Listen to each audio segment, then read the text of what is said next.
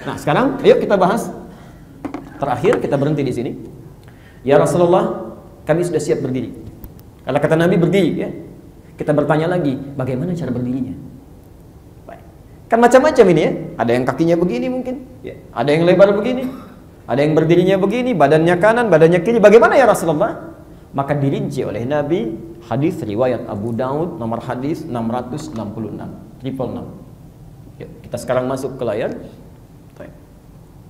Mari saya bacakan dulu hadisnya, kemudian kita coba lihat gambaran Rasulullah. Baik, kita geser sedikit ya. Insya Allah sudah nggak dipakai. Mari kita perhatikan kata Nabi sallallahu alaihi wasallam, "Stawu istaqimu." Boleh di sebelah sini, jazakallah. Hadis Muslim nomor hadis 1893. Man dalla ala khairin, siapa yang menunjukkan, membantu, memfasilitasi pada kebaikan, falahu ajruhu mithla ajri fa'ilihi, maka dia akan dapat pahala yang sama dengan yang menggunakan kebaikan itu. Min ghairi an yanqusa min ajri syai', tanpa dikurangi sedikit pun. Mudah-mudahan yang dorong papan tulisnya, yang ngapus ya, itu sama pahalanya dengan yang nerangkan. Tidak cukup dengan amin, nanti dorong dulu ya. Ya, lihat sini, antum amin-amin sampai kiamat, kurang 2 hari kalau nggak dikerjakan nggak akan dapat itu. Ayo lihat sini. Kata Nabi, istaqimu. Saya mulai dari istaqimu dulu. Istaqimu itu artinya, perhatikan, badan tegak. Ya, dalam bahasa Arab, qomah itu tegak, tidak miring kanan, nggak miring kiri, posisi tegak. Pelan-pelan. Itu istaqimu namanya, qomah. Ya. Adapun posisi kaki, perhatikan. Dalam hadis yang tunggal sifatnya, Nabi tidak merinci. Apakah kakinya ini mesti misalnya, mohon maaf, begini sifatnya, ya. Jadi depannya itu keluar, terbuka, ya. Dalamnya ke dalam, tumitnya itu nggak dirinci, ya. Atau kalau lurus begini, belum ada keterangan dalam kalimat yang pertama ini, ya. Jadi ini menunjuk kesan bahwa kalau anda sholat sendirian munfarid, ya, sepanjang badannya tegak, kemudian fumastaqbilil qiblah, menghadap ke arah kiblat, itu sudah sah secara hukum. Misal, saya sholat sendirian begini, saya menghadap kiblat, ya. Posisi kakinya misalnya terbuka begini, ya, terbuka. Kemudian, maaf, baik itu terbuka ataupun lurus begini, yang penting menghadap kiblat sudah sah. Ya. Tapi yang anda penting perhatikan, istaqimu, tegak badan, ya. Kemudian istau, nah ini bagian keduanya. Istau berada posisi kaki lebarnya seimbang. Ya. Dalam bahasa Arab kalimat istau itu punya 2 arti. Keseimbangan ini sejajar dengan bahu, turun ke bawah. Ya, turun ke bawah. Jadi tidak terlampau lebar begini, ya, tidak terlampau rapat begini. Ya. Dikata Nabi, badannya tegak menghadap ke kiblat, posisi kaki lebarnya itu selebar dengan bahu. Syaratnya demikian. Bagaimana taunya selebar dengan bahu? Menafsirkan kalimat tadi, teruskan hadisnya. Hadhu bainal manakib. Ya. Jadikan engkau saat berdiri itu, ya, bahu-bahumu akan sejajar kalau istaunya benar. Kalau istaunya benar. Di posisi kaki yang pertama, maaf, lebar, tidak terlampau lebar begini, tidak terlampau lapat, kemudian ya, sejajar dengan bahunya. Ya. Dari atas kalau ditarik, ya, sejajar dengan bahu, turunkan ke bawah, kira-kira lebarnya seginilah kalau saya. Ya. Jelas di sini? Saya teruskan dulu. Karena kalimat ini menggunakan bentuk jama', istau, ya, kemudian istaqimu, wa hadhu bainal manakib, maka menjadi berubah caranya. Saya tidak bawa laser pointer. Perhatikan. Istau, sejajar, terbuka lebar, dan rapat. Rapat satu dengan yang lainnya. Nah, bagaimana cara rapatnya? Mari kita lihat praktek Nabinya. Ternyata saat Nabi meminta merapatkan, satu, kita lihat dulu, lurus. Posisi rapatnya dalam keadaan lurus. Ya. Makanya sering diterjemahkan rapat dan luruskan. Tapi ternyata yang menarik, yang lurus itu bukan jemari bagian depan, tapi tumit bagian belakang. Nih. Ya. Kalau tumitnya diluruskan, konsekuensinya pasti bahunya akan sejajar. Yang tadi itu. Ya. Jadi kalau tumit anda lurus, lebarnya sesuai, ini pasti akan sejajar bahunya dan akan rapat atasnya. Tapi sebaliknya, kalau kaki bagian depan yang dirapatkan, jemarinya yang lurus, jajar dengan karpet misalnya, mohon maaf, itu pasti bahunya akan bengkok itu, ya, tidak akan lurus, tidak akan sejajar. Ya.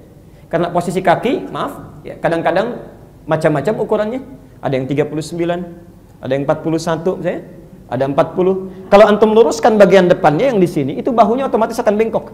Ya. Karena itulah Nabi saking ketatnya dalam kalimat istau istaqimu ini, perhatikan Rasulullah SAW sampai beliau jalan itu. Pertama bikin garis pakai pedang. Ini saya ilustrasikan. Ya. Nabi membuat garis pakai pedang, digaris oleh beliau. Lalu sahabat diminta berdiri lurus di situ. Ya. Tapi ini jangan dibaca tekstual ya. Anda jadi imam bawa pedang dulu misalnya digaris begini, tidak. Maksudnya itu kalau belum ada garisnya. Kalau di sini sudah ada garisnya di karpet, maka tinggal menyesuaikan. Ini sudah ada garis nih. Ya.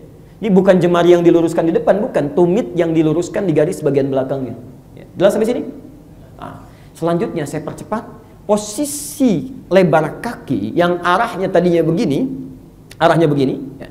Kata para ulama, kalau ini kemudian kita rapatkan kaki bagian depan posisi seperti ini, maka dua hal akan terjadi. Ya. Yang pertama, kemungkinan bahu kurang rapat. Ya. Padahal Nabi meminta di hadis lain untuk merapatkan. Al-Bukhari nomor hadis 618. Ya. Perhatikan kata Nabi ya. Saya percepat saja. Apabila seseorang berada dalam sholatnya, maka setan akan masuk ke celah-celah dalam sholatnya. Fayaqulu, maka dia kemudian akan berkata. Perhatikan kata setan. Uzkur kada. Ingat ini, ingat itu. Makanya Anda jangan kaget kalau setelah takbir misalnya Allahu Akbar, yang tidak diingat bisa masuk kepala kita. Yang lupa bisa jadi ingat, yang ingat jadi lupa, bisa terjadi itu. Tadinya nggak mikir, tapi ketika kita bertakbir Allahu Akbar itu masuk semua. Tadi apa yang belum ditandatangan, kunci mobil ada di mana, arisan belum dapat tanggal berapa, semua masuk.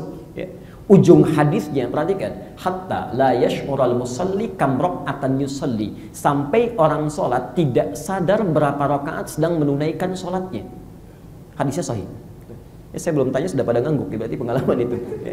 Karena itu, perhatikan, saya teruskan. Karena itu posisi kaki diatur lagi di ujung hadis. Abu Daud nomor hadis 666. Lihat ujung hadisnya. Wala tadharu furjatin lisyaitan. Kalau Anda sudah bagus berdirinya, siap merapatkan, ini sudah diluruskan, kata Nabi, lurusnya kaki kita dan bahu itu jangan biarkan ada celah kecil setan masuk. Ingat ya, ada khalal, ada furjat, itu lain. Kalau khalal itu longgar begini. Kalau furjat itu ditempelkan tapi masih ada celah. Sekarang saya tunjukkan misal. Afwan, bisa cepat saja ke depan. 3 orang, cepat saja. 1, 2, 1 lagi, 3. Mohon DKM tolong dicatat, saya insya Allah akan berikan buku ya pada yang maju. Selanjutnya kalau maju lagi tidak berlaku, yang ini saja 3. Tolong Pak, depannya ikuti saya, kakinya begini, terbuka keluar. Nggak lurus begini tapi terbuka begini. Ya, baik. Nah, sekarang perhatikan. Ada yang kakinya dibuka begini, ya. Kemudian menghadap kiblat, itu sah salatnya. Sah, tidak ada masalah secara hukum fikih. Tapi resikonya kata Nabi, ini ada furjat di sini. Furjat itu walaupun depannya nempel begini, tapi ada celah kecil ini. Ya, ada celah di bawahnya tuh. Ya. Kalau celahnya longgar begini, misalnya longgar, ya. Ini khalal namanya. Sela-sela yang kosong. Tapi kalau antum sudah dempet tapi masih ada celah sedikit, itu furjat namanya. Kata Nabi, jangan sisakan celah sekecil apapun karena setan bisa masuk. Ya kalau ada yang sholatnya mau sama setan sih silakan saja. Misalnya setan ikut sama saya sholat, itu terserah pilihan Anda. Ya. Dan kita tidak mencela. Tapi kalau kita ingin berubah jadi lebih baik, jangan dipersalahkan juga. Ya. Nah sekarang kita lihat. Karena posisi kalau ini sudah rapat kakinya, bawahnya. Tapi tidak sempurna. Resikonya bahu ada celah, di bawah ada celah. Maka kata para ulama, dari sini akan lebih baik jika posisi kaki bagian depan dan belakang itu diluruskan gini. Di depannya lurus, belakangnya lurus. Maka akan lebih sempurna cara berdirinya. Silahkan, afwan. Sekarang ikuti saya. Depannya lurus, belakangnya lurus gini Pak. Ya, mohon maaf. Lalu kita luruskan tumit bagian belakangnya. Ya. Ya, posisinya lurus kakinya, lurus sama-sama lurus. Coba lihat sebentar, pelan-pelan. Kaki depan, kaki belakang lurus begini, kemudian ditempelkan. Tumitnya luruskan dengan garis seperti gambar di muka itu ya. Coba lihat, lebih rapi ya. Celahnya lebih tertutup. Kalau Anda tidak percaya, silahkan saat sholat asar, silahkan berdiri seperti ini, Anda praktekkan. Luruskan kakinya, kaki ketemu kaki, bahu ketemu bahu. Itu Masya Allah, suasana sholat kita akan lain. Gak percaya silahkan. Akan berbeda ketika ada celah di sampingnya. Akan berbeda sama sekali. Anda bertakbir, Allahu Akbar, ada kenikmatan tersendiri. Ada kenikmatan. Tapi ini pun belum selesai hadisnya. Kata Nabi, perhatikan. Walayyinu bi'aidi ikhwanikum. Tapi serapat-rapatnya Anda jangan sampai menyebabkan tangan temanmu susah bergerak dalam takbir. Ya. begitu didempet mau takbir susah gitu. Nah, itu persoalan tuh ya, dalam hadisnya. Baik, silakan Pak, silakan duduk. Jadinya seperti ini. Ini seperti ini. Ini yang diambil dari hadis Abu Daud nomor hadis 666. Jadi Anda luruskan, berdiri. Nah, ini sebetulnya fase pertama membentuk kekhusyuan. Jadi kalau kita sudah kondisikan seperti ini, enak ke kita ya, nyaman dalam sholatnya.